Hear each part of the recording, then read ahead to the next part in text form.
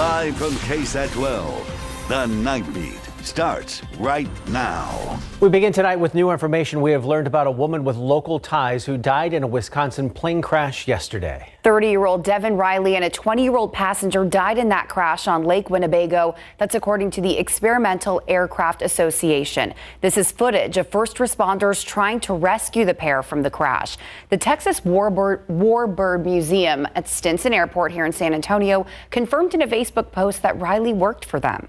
One first responder says several people in their boats were on scene trying to help even before first responders got there because they were having difficulty finding that scene. Initial responders were unable to get to the aircraft immediately. After an hours-long search, crews did successfully recover both of those bodies from the lake. The National Transportation Safety Board and Federal Aviation Administration are still investigating the crash. Back here at home, stealing thousands of dollars from a place of worship. It was all caught on camera at a Northwest Side temple. Sikh leaders tell the Night Team's Camelia Juarez they're warning other religious groups now that the suspected thief is still on the loose. Surveillance video shows nearly $5,000 worth of donations stuffed inside a bag just after Sunday services last week. It's really disturbing that this would happen in the middle of the day. Clearly, the person who did this was desperately seeking money. The thief, wearing a black shirt and jeans, is seen being dropped off by a silver car. Walking inside the Sikh Dharamsala temple, he's seen trying to pry open the donation box. Then he begins to drag the box to the front door. That's when the safe cracks open and he begins stuffing the money in a white bag. Then he walks into a silver car and takes off. Really, to take from a church or a place of worship, I think could be perhaps the worst type of offending. Surveillance shows the thief in and out of the temple within 10 minutes. It was the middle of the day. Gopal Singh says it's common for people to go in and out. It's very common for people to come on their way to work during the day, just pop in and come and pay respect and just meditate. And so it was an unusual activity. Singh says Sikhism teaches earning an honest living and giving to charity. The stolen money would have gone to serving the Sikh community, as well as San Antonio organizations. And part of that offering is for our free kitchen, and part of that is for some of our community outreach programs. We are regularly doing things with Haven for Hope and the food bank here locally. Singh hopes other religious organizations will step up their security. We don't want this to happen to anybody else. Now, since the theft, Sikh leaders have bolted that donation box to the ground, and they also clean out the donations regularly. If you have any information about that man on camera, call San Antonio Police. Live from Public Safety Headquarters, Camelia Juarez, KSAT 12 News. Tonight, police are looking for a gunman who shot a teenager this afternoon. It all happened at an apartment complex in the 100 block of Babcock Road around 1:30. SAPD hasn't clarified what led up to the shooting or what the 15-year-old boy was doing when he was shot. That teen suffered non-life-threatening injuries. Police still searching for the man they say did it. Well, two teens are facing charges after San Antonio police say they shot and robbed a man, then led officers on a high-speed chase. This all happened late Saturday night on Rio Linda. That's near South Ellison Drive. Police say a 16 and 19-year-old robbed a man at gunpoint, taking his money. Officers say the pair shot the man in the legs after he was robbed. The two ran off, but police were able to track them down with their patrol helicopter. Both teens were charged with aggravated robbery and evading police. A woman taken to the hospital after a suspected drunk driver hit her while she was changing her tire. It happened just before 3 o'clock this morning on UTSA Boulevard. Police say that woman behind her car when she was hit by the suspected drunk driver, pinning her between her car and the other car. She suffered major injuries and was rushed to a nearby hospital. Meanwhile, that driver was arrested and charged with intoxication assault. A woman staying at a hotel on I-35 had to be taken to the hospital after shots were fired into her hotel room. It happened around midnight at the Best Western Plus on the 2100 block of 35 North. Police say someone opened fire from their car on the highway and ended up hitting 7 rooms. That one woman was the only person injured. She was rushed to the hospital and is expected to be okay. Police are still searching for that suspect. SAPD also still searching for a driver involved in a deadly hit and run from Friday night. Police say a 71-year-old woman walking on Randolph Boulevard near I-35 North when she was hit and killed by a car. First responders pronounced her dead at the scene. The driver nowhere to be found. If they do find that driver, the person expected to be charged with failure to stop and render aid causing death. And a San Antonio firefighter is recovering after he was hurt on the job. Several stations responded to a fire on Willowbrook Drive near Bandera Road this morning. Thankfully, the firefighter only suffered minor injuries and was sent home after crews took care of those flames. It all started on the second floor of the home, but firefighters couldn't reach it because the staircase was so badly burnt. The home was vacant and being remodeled, which is why officials say the response was so delayed. Well, parts of South Central Texas are in critical condition when it comes to the drought. Extreme heat is nothing new for lifelong Texans, but officials are urging extreme caution as Texas continues to dry out. Yeah, the night team's Avery Everett was in the Hill Country today, where people there are dealing with especially tough drought conditions. It's been tough between drought for 2 years. Chad Lulin's lawn has a certain look. The perimeter of this home is predominantly turf. Artificial grass layered next to drought-tolerant landscaping. And he says turf has taken over his landscaping business in Boerne. It's been tougher lately because not only are we in drought, but we've got 100+ degree temperatures every day. And that's hard on a plant even when you're not in drought. Parts of South Central Texas have been in a drought for more than 680 consecutive days. See how crispy these leaves are? The U.S. Drought Monitor reports that San Antonio and the Hill Country are some of the most severe areas for drought across Texas and across the country. Locals here have gotten used to the drought over the past 2 years, but officials are still urging of the dangers. Texas heat is brutal, and those of us who've grown up in it, we don't think much about it. Scott Moreland is the fire chief out in Helotes. He says the longevity of South Central Texas drought causes concerns for wildfires. The dry and the winds that we get this time of year. It's been every day for the last 600 and something days. Moreland says wildfire season runs alongside the summer heat.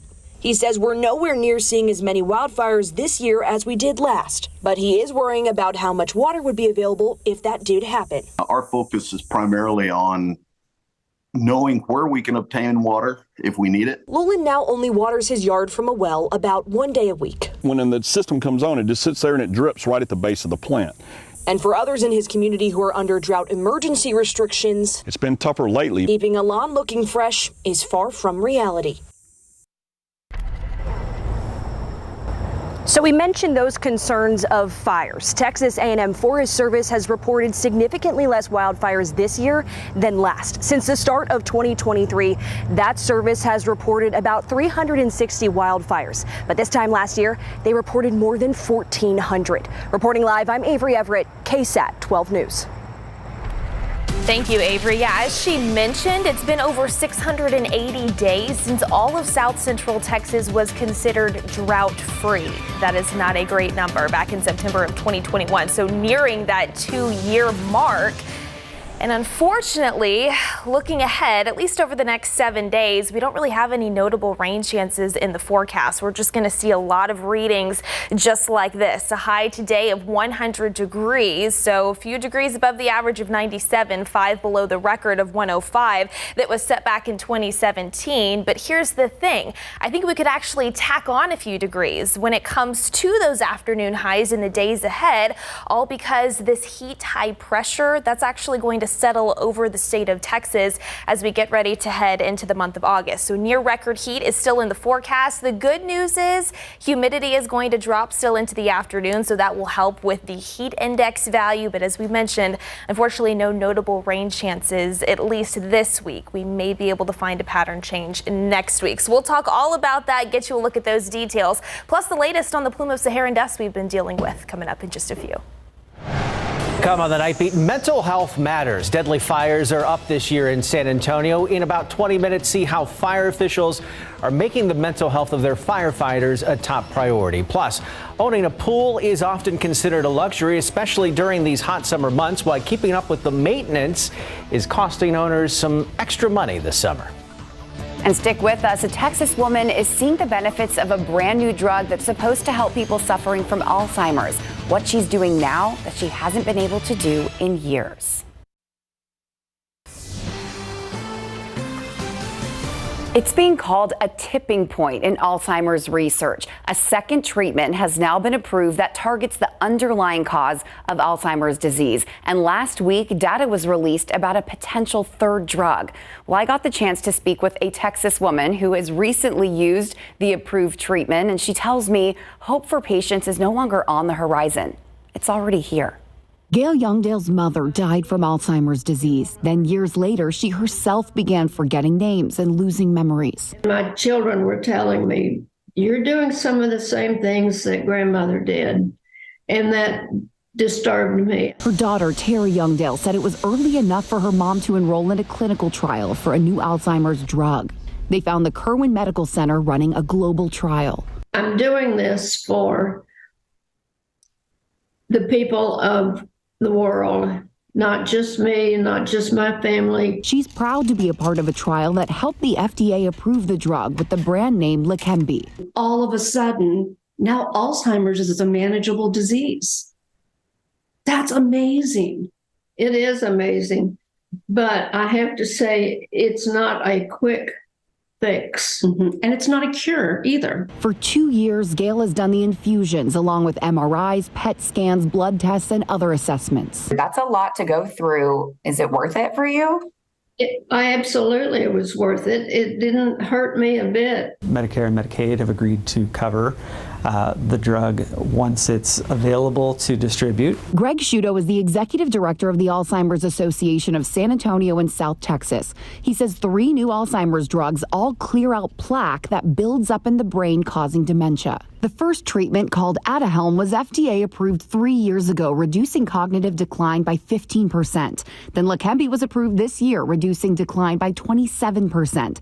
Then just last week, data was released about donanemab, in trials now showing up to a 35% reduction. The thing that all 3 have in common is they're most effective in the earliest stages of dementia. Which is why Gail got involved as soon as possible. And with Leqembi, she's seeing astounding improvement. My mind is a lot more clear than it used to be. And I sleep well and I eat well. She even started taking up old interests. There's a needlepoint pattern out that I haven't seen out in a long time. In her crochet again. If I have some music, I think I could play the piano. I gave all my music away. Renewed hobbies, renewed hope, and a mission to break a century-old stigma. She sees it as her strength, whereas most people see Alzheimer's and any form of dementia as their weakness. I'm not ashamed of it. It's just something that happened. Something happening to millions who now have more treatment options than ever before. Touch your nose. If you or a loved one is starting to see signs of dementia, it may be time to see a doctor. The Alzheimer's Association is there to help and support you and find you those resources. You can call 210-822-6449 or head to their website. Important work being done on a very terrible illness. Yes, absolutely affects so many people. You know what else affects so many people? What? The heat. Oh. The heat. And unfortunately, it's not going anywhere. Like he didn't know where I was going to go with that. Yeah.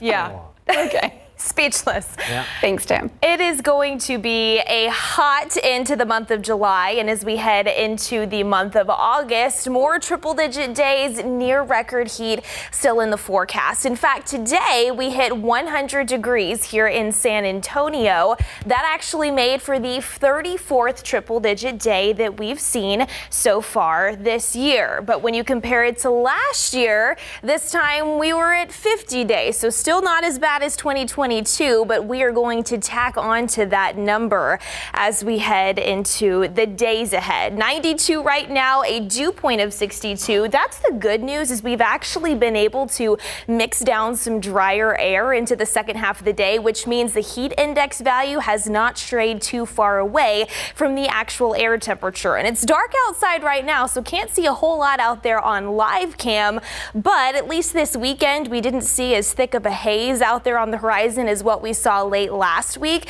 and that's all thanks to this Saharan dust plume that continues to filter on out of here. You can see as we head into our Monday and even into Tuesday, that's going to filter out of south central Texas, so we should not have to deal with a haze in the sky. The only thing we are going to have to deal with is that heat. You can see 103 degrees already, the forecast high for tomorrow. That's going to continue into Tuesday, 102 by Wednesday and Thursday.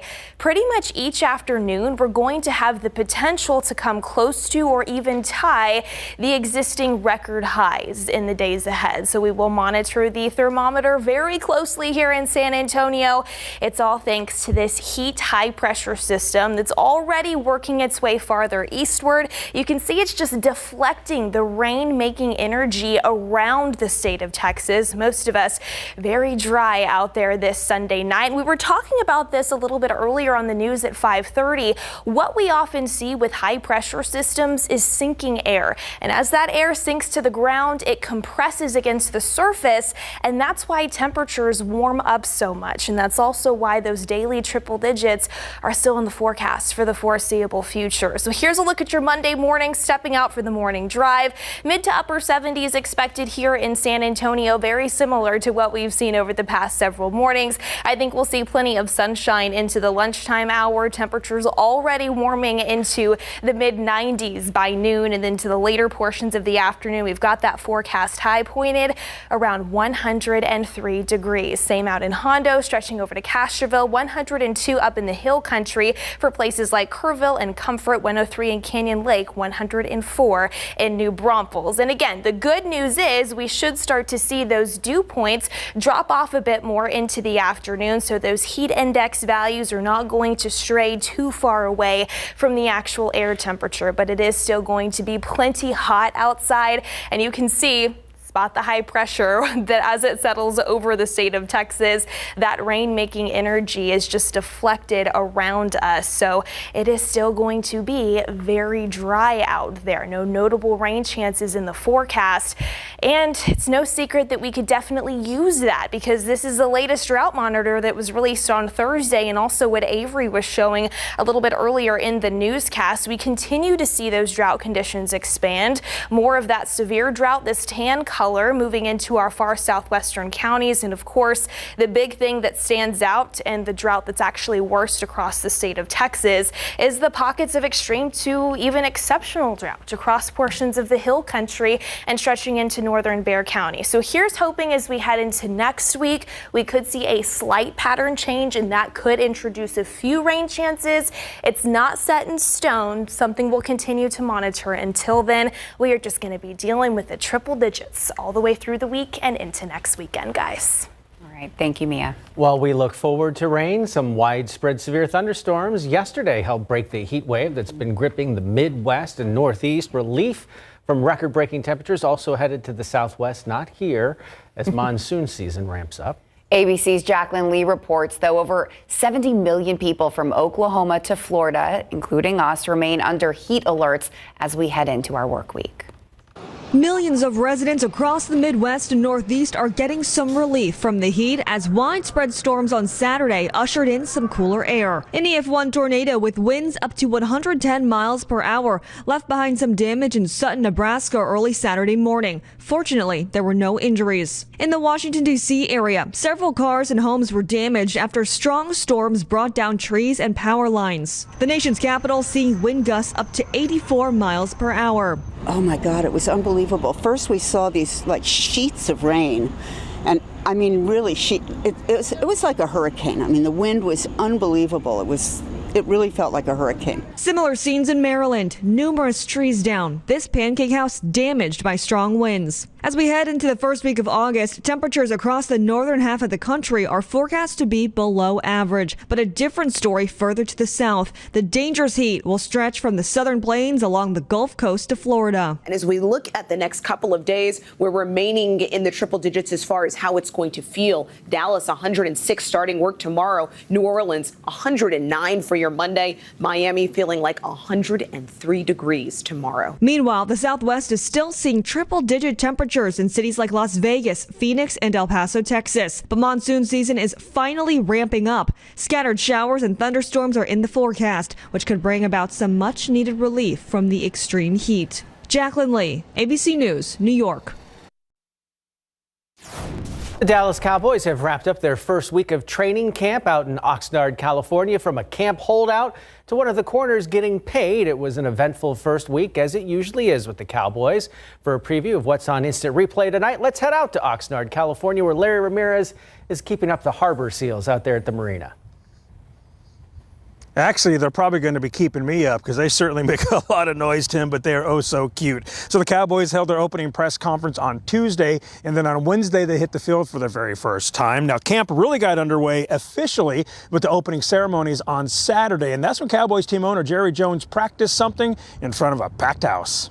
Mayor, hand this trophy to me again. I want to practice how I'm going to handle the Super Bowl trophy. Pretty funny moment there, and the last time Jerry did that for real was in January of 1996 when the boys won Super Bowl 30, and since then, nothing. Tonight we go one-on-one with Jerry, and we asked him, is this the team to end their Super Bowl drought, and what message does he have for the Cowboys faithful in San Antonio? Plus, I am going to lessen my interception numbers. That is a guaranteed. and now that Dak Prescott has guaranteed he will throw less interceptions, do you think he will have less of them in the 2023 season? That's our instant replay poll question tonight. Outside of saying that, well, it was a pretty quiet week for Dak, who turned 30 years old yesterday. Plus, we're also talking Zach Martin and Trayvon Diggs. David Sears is back in San Antonio, KSAT 12. He's going to have Texans camp, the start of our KSAT Pigskin Classic previews, SAFC, and the World Cup. That and much more coming up right after the Nightbeat. Tim? So good to see Jerry Jones is practicing for the postseason as early as he is. Thank you, Larry. We'll see you in just a bit. Still ahead on the Nightbeat, making a mental health a priority, how the San Antonio Fire Department is doing just that in a year where we've seen deadly fires increase.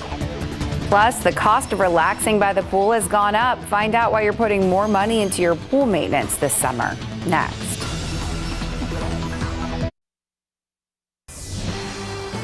Mental health, a top priority for the San Antonio Fire Department. That is because this year alone, the number of deadly fires in San Antonio has hit double digits already. 12 people have lost their lives. The night team's Avery Everett shows us how fire officials are helping the first responders. The kind of calls that we go on are reminiscent of bad scenes from a movie, but it's real. Every scene stays with San Antonio Fire Chief Charles Hood. It's very difficult for us to see a lot of the things that we see, and then the expectation is that we get back on that truck. Especially the one on Winding Oak Drive from Saturday morning. The call the other night, it affected so many of us because there were kids involved. SAFD has made mental health a priority this week. Yes. Checking in after the deadliest recorded house fire in more than a decade. Somebody from peer support reached out to every known person that was at that fire scene, and will continue to as long as there's need. Dr. Melissa Graham runs the intensive in-house wellness program at SAFD, and right alongside her is Slider. Slider, love. There you go. Just petting him is super soothing. Chief Hood and Dr. Graham say mental health has been at the forefront of the department for years, using apps and websites to offer support every single day. Yeah, it's constant check-ins. But when tragedy starts to stack up, Graham says trauma can sneak in. Trauma is cumulative. Like, this one might not get you, this one might get you, not this one might not, this one might not. And then this one, which is not really all that different than the other ones, is the one that gets you. And Hood says staying on top of how his department needs to heal is a top priority. We put units out of service, we went to visit. So even if this scene can't be forgotten, Firefighters can learn to live with what they've seen. Avery Everett, KSAT 12 News. And starting this Friday, Dr. Graham says she'll take Slider the dog to one fire station every week. Fire Station 1 is scheduled to be the first stop. A young girl from Honduras was found in Texas days after her mother passed away. Border agents near Eagle Pass say they found the little girl after 3 women helped her cross over the Rio Grande. She was traveling to the U.S. to be reunited with her mother, but it was discovered the girl's mother passed away just 3 days earlier. Authorities have not said what will happen to that child. Police near Fort Worth have released dramatic footage of its officers pulling a man out of a burning car. It happened in White Settlement. Those police responded to a car that slammed into a telephone pole early yesterday morning. The driver got out of the car on his own, but the man in the passenger seat was unconscious and stuck in the car. Responding officers immediately pulling that man out when they got on scene. Both men taken to a hospital. We're told they are both expected to survive. Officers still investigating what led up to that fiery crash.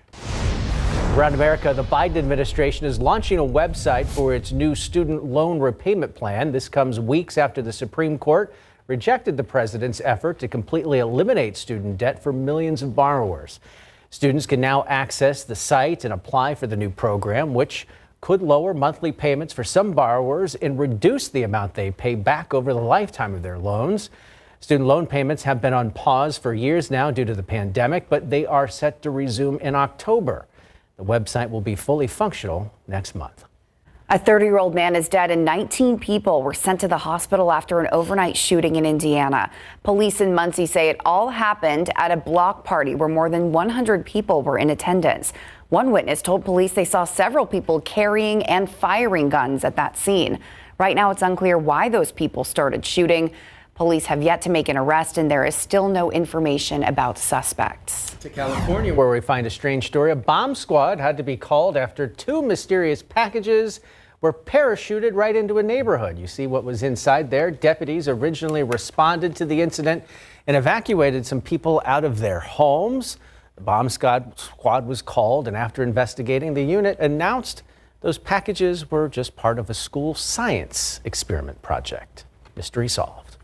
Former President Donald Trump was on the campaign trail this weekend amid mounting legal challenges. An indictment was expected last week against the former president for his role in the January 6th Capitol riots, but special counsel Jack Smith instead filed a superseding indictment related to the charges Trump mishandled classified documents. ABC's Mary Alice Parks explains. At a rally in Erie, Pennsylvania Saturday night, former President Trump blasting the indictments against him. These are ridiculous indictments. They want to damage the leading candidate, by the way, leading by far, I have to say. The former president not only charged with the mishandling of classified documents, but in the superseding indictment handed up Thursday, special counsel Jack Smith charging Trump with obstruction for allegedly ordering 2 staffers to destroy surveillance video from Mar-a-Lago, all in an effort to hide evidence from prosecutors. Trump's private aide, Walt Nauta, and Mar-a-Lago's property manager, Carlos de Oliveira, also charged in that indictment. Trump could also be facing a possible indictment regarding his role on January 6th and alleged efforts to stay in power after the election. The former president has denied any wrongdoing. Sources tell ABC News the super PAC supporting Trump's campaign has spent more than $40 million on legal costs in just 6 months. Much of that money coming from small dollar donations from Trump supporters. More is being spent on lawyers than is being spent on television advertising, ground game, staff, all of it combined. This is really now a campaign where he is effectively campaigning to keep from being prosecuted. Despite his legal challenges, the former president is still leading in the polls in the crowded Republican field.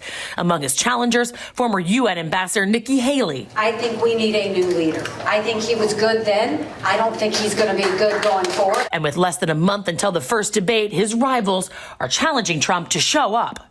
You owe it to make the case to the people about why you should be president. And at the end of the day, nobody's entitled to a nomination. Mary Alice Parks, ABC News, Washington. All right, back here at home, let's go outside with live cam. Not a whole lot going on in around the San Antonio area. And spoiler alert, that is going to be the theme over the next several days. Temperatures still in the low 90s here in town.